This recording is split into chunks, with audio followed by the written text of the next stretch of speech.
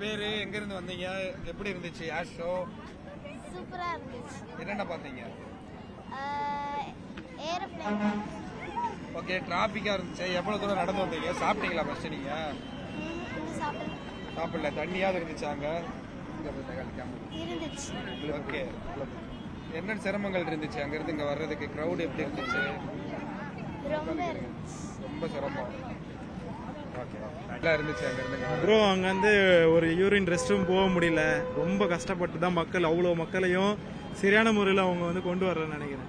ஏன்னா ஒரு பைக் இல்லை, ஆட்டோ இல்லை. ஆட்டோ கூட காசு கொடுத்தா கூட 300 கூட 500 கூடன்னு காசு பிடிங்கிறான். ஒன்றுமே முடியல. அங்கேருந்து வேறு தண்ணி சிந்த போயிட்டு பாதி மக்கள் பார்க்கவே இல்லை அந்த ஷோவை. ஸோ வெளியே இருந்துன்னே வந்து மக்களை வந்து அவாய்ட் பண்ணுற மாதிரி அவ்வளோ ரஷ், உள்ளே நெருங்க முடியல. ஸோ அவ்வளோ ஃப்ரீனஸே கொடுக்கல மக்களுக்கு. தேங்க்யூ. என் பேர் யோகேஷ். நான் பெரம்பூர்லேருந்து வரேன். ஏர் ஷோ பார்க்க நல்லா இருந்தது, ஆனால் ரொம்ப க்ரஷ்ஷாக இருந்தது. தண்ணி கூட குடிக்க முடியல, ஓவராக க்ரஷ்ஷு. சில பேர் மயக்கமே போட்டாங்க. ஆனால் அங்கேருந்து இங்கே வர ரொம்ப க்ரௌடாக இருந்தது. பஸ்ஸில் கூட இடமே இல்லை.